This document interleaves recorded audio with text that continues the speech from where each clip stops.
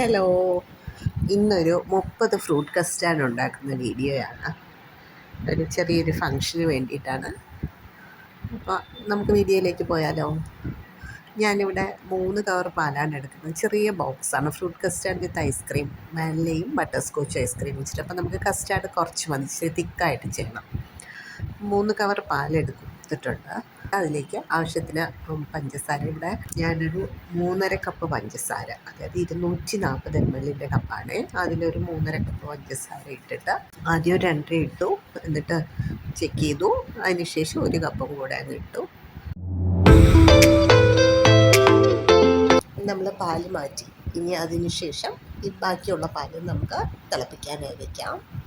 ഇനി മാറ്റി വെച്ച പാലിലേക്ക് നമുക്ക് കസ്റ്റാർഡ് പൗഡർ ആഡ് ചെയ്യാം. ഞാൻ 1 ഗ്ലാസ് പാലിന് 1 ടേബിൾ സ്പൂൺ കസ്റ്റാർഡ് പൗഡർ എന്നുള്ളൊരു കണക്കാണ് ഞാൻ എടുക്കുന്നത്.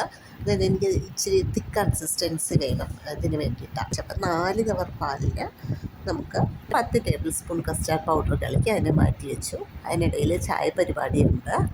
तू है जो रूबरू मेरे, बड़ा महफूज रहता हूँ, तेरे मिलने का शुक्राना खुदा से रोज करता हूँ. അത് കഴിഞ്ഞപ്പോഴത്തേക്കും പാൽ ചെറുതായിട്ട് തിളച്ച് വരുന്നു. ഈ സമയത്ത് നമ്മൾ കസ്റ്റാർഡിൻ്റെ മിക്സ് ആഡ് ചെയ്ത് നല്ലവണ്ണം ഒന്ന് കെട്ടാണ്ട് കുറുക്കിയെടുക്കുക. ലോ ഫ്ലെയിമിലേക്ക് വെച്ചിട്ടാണ് ഇത് ചെയ്യേണ്ടത്. കുറുക്കിയതിന് ശേഷം നിങ്ങൾ മധുരം ഒന്നുകൂടെ ചെക്ക് ചെയ്ത് നോക്കുക. നമുക്ക് മധുരം കുറവായതുകൊണ്ട് കുറച്ച് മധുരം മതി. മധുരം കൂടുതൽ വേണമെങ്കിൽ കുറച്ചുകൂടെ മധുരം ആഡ് ചെയ്യണം. കാരണം നമ്മൾ ഫ്രിഡ്ജിൽ വെക്കുമ്പോൾ ചെറുതായിട്ടൊന്ന് നമുക്ക് മധുരത്തിൻ്റെ കൺസിസ്റ്റൻസി ഒന്ന് കുറയും. എൻ്റെ കസ്റ്റാർഡ് കുറച്ച് ഒന്ന് തിക്കായിപ്പോയി. നമുക്ക് കുറച്ചുകൂടെ ഒരു അര കവർ പാലും കൂടെ തിളപ്പിച്ച് ഞാൻ അതിൽ കൂടെ ആഡ് ചെയ്യുവാണേ. കുഴപ്പമില്ല, നമ്മൾ പാല് ചൂടാക്കി ജസ്റ്റ് അതിലൊന്ന് ആഡ് ചെയ്താൽ മതി.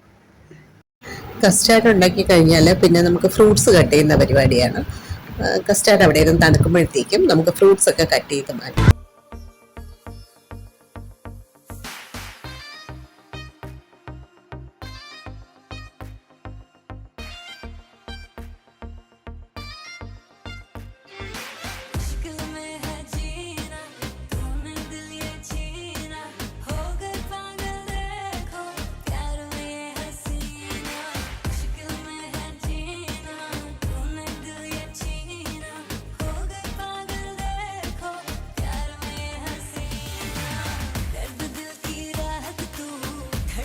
നമ്മുടെ ഫ്രൂട്ട്സും ബൗളും ഒക്കെ ഇവിടെ സെറ്റായി കഴിഞ്ഞു. ഇനി നമുക്ക് നെക്സ്റ്റ് സ്റ്റെപ്പ് സെറ്റിങ്ങിനുള്ള മിക്സാണ്.